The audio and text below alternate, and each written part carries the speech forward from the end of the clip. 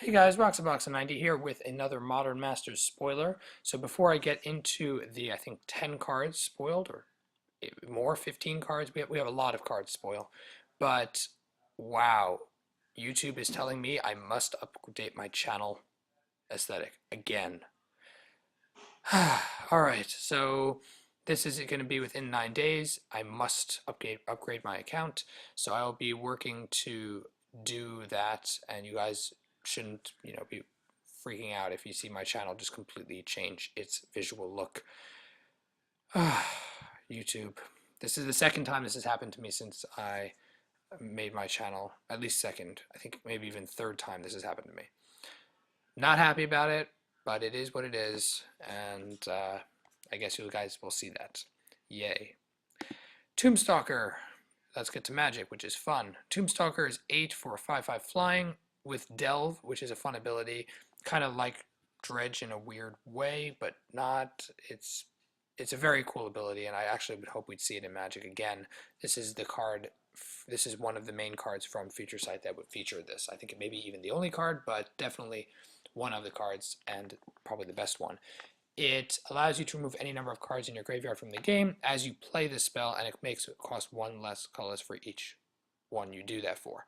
So of course, any decks that allows you to put stuff right into the graveyard makes him come out faster. So in limited, he's crazy because, turn 3, 4, whatever you have, 3, 4 cards in graveyard, maybe even 5 cards in graveyard, you can get him out for very reasonable cost, and it's a 5/5 flying, which is very solid. And of course, in decks that are built around it, where you dump stuff in the graveyard, I bet Dredge sees some play with him. He's got some play, and he's been hard to lay hands on because of his only printing was in Future Sight, which is the Tarmogoyf set. So the packs are expensive, and laying hands on him is difficult, but he's a fun card, and that's cool. Countryside Crusher, I've actually never seen this card before myself. It's 3 for a 3/3. At the beginning of your upkeep, reveal a top card of your library. If it's a land, put it into your graveyard and repeat the process. Whenever a land card is put in the graveyard from anywhere, it put a 1/1 counter on Countryside Crusher. So, of course, if you mess around with land, this guy can get kind of big, kind of fast.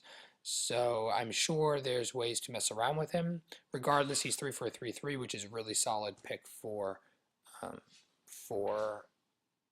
your limited build, and I'm sure he's going to see some play there just because you want to make sure you get through your lands to get to your bigger creatures. So that's kind of cool.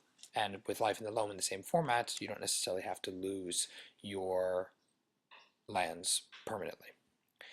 Then we have, actually, now I think about it, does this mean that we might see Crucible? It's possible. We might see Crucible. I'm going to put it out there. Just thinking about it, could see Crucible here. Grand Arbiter Augustin IV is a very, very well-known EDH commander, and that's kind of the lens I focus on him from because that's where he's most stand out as Grand Arbiter instead of part of just a deck.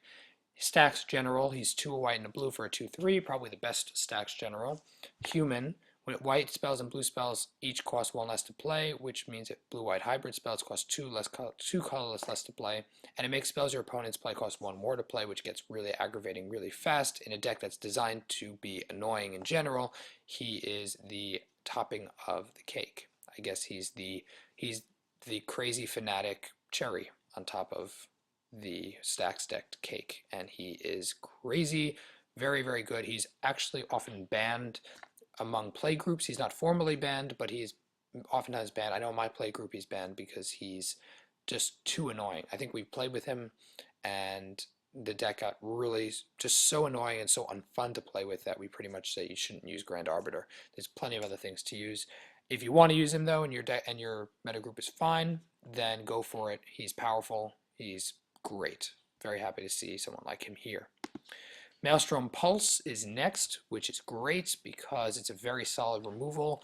3 sorcery, destroy target non-land permanent, and all the permanents are the same name. Again, we're seeing the echoings in the set, so that's kind of a theme, I guess, mini theme, to target one thing and then all other permanents with the same name.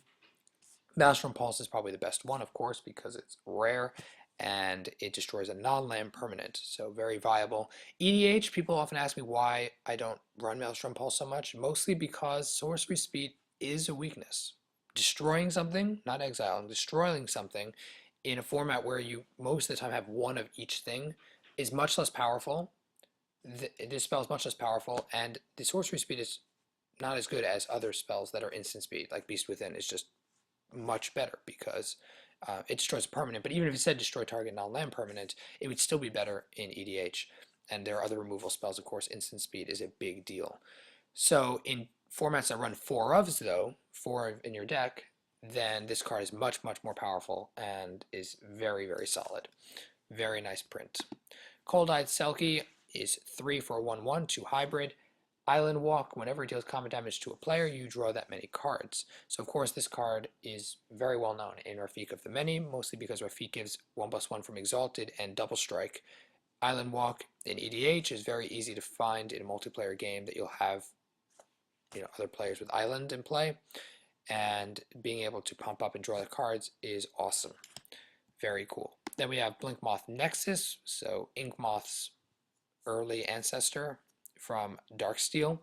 Hits play, taps for a colorless, so it doesn't hurt you at all by hitting play tapped.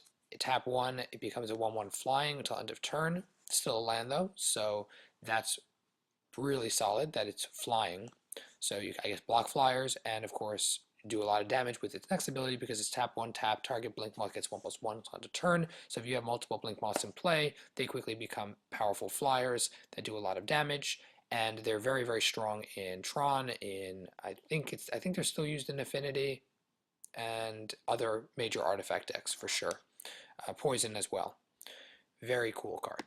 Dakmor Salvage, enters the battlefield tapped, tap for a black. The real reason it's here is because Dredge. It dredges 2, so if you draw a card instead, you may put 2 cards on the top of your library into your graveyard. If you do, return this card from your graveyard to your hand, otherwise draw a card. So it's having it in play allows you to dredge, which is really solid for decks that want to dredge regularly. Having a land source is great. Terramorphic Expanse is limited mostly in order so that you can search for your lands. I don't know if we'd see Evolving Wilds, I don't think so, but Terramorphic Expanse is here. Revy Lark, kind of saw this coming. I actually pulled one in Pack in Time, which is kind of cool. It's 5 for a 4/3 flying. When at least play, return up to 2 target creature cards with power 2 or less from graveyard to play. So of course, as you can imagine, it makes utility insane. The Evoke allows you to do it to just get 2 things if you need them. And whenever it leaves play, so if you can blink it out of play, flash it out of play, then it'll still affect. And a 4/3 flying for 5 is not bad at all. Limited, huge, EDH, very, very well known, very played. And I don't know where it's used in Modern, but it could be used in Modern somewhere, I just don't know it. Very strong card. Bridge from Below. I used to have one of these, and then I traded it, and I remember seeing people with foil ones on YouTube. I think Mr. McQuacks had a foil one, if I remember, or maybe just a regular one, but whatever. Bridge from Below is basically, it's used for dredge, and there's another deck that I always forget the name of that uses it as well. It's a weird card, and it's not a simple card for people to understand. Whenever a non-token creature is put in the graveyard from play, if it's in your graveyard, put a 2/2 black zombie. Whenever a creature is put in your opponent's graveyard from play, if it's in your graveyard, remove it from the game. So basically, you don't want them getting creatures into their graveyards, and whenever a non-token creature is put in your graveyard from play, so of course you can make crazy shenanigans with recurring creatures, and it's pretty solid card. Again, it's not a casual card, and it's not used often by newer players because it's kind of difficult to build around, but it's a very, very cool card, and there are definitely solid decks out there that use it. Earwig Squad is 5 for a 5/3. Prowl. You may pay for a prowl cost if you deal damage with a goblin or rogue this turn, not impossible to do. When it comes into play, if its prowl cost is paid, search target opponent's library for 3 cards, move them from the game. So in EDH, this is awesome because it acts as a 3 of removal, and it's 5 for a 5/3, which is completely reasonable. Very solid. I've never seen this before. I'd probably consider running it in my mono black EDH deck. Adakar Valkyrie, Darkar Valkyrie, 6 for a 4/5 flying vigilance. That's awesome.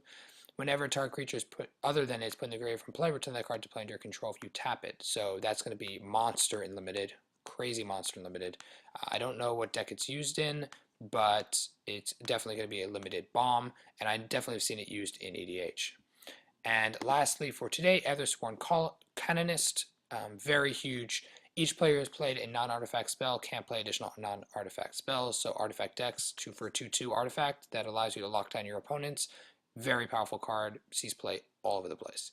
So let me know what you guys think about these bunch of spoilers. We keep getting like lumps, like 10, 15, 20, 30 in a row. So let me know what you guys think about all of these spoilers down below. If you know decks that they're used in or you like particular aspects of them, definitely post those in the comments section.